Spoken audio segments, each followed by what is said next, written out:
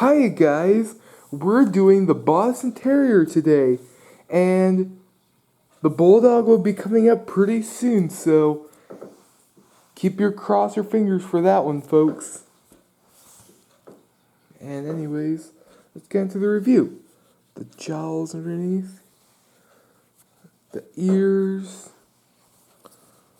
there's its neck, there's the back, there's that side, other side, a little stubby tail.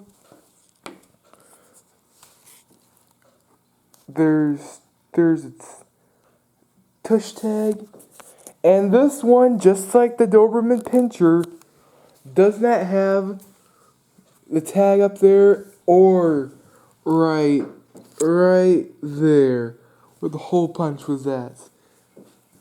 There's those paws,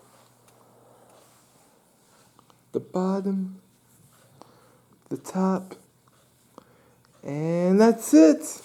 Alright guys, that's the Boston Terrier. Alright guys, bye.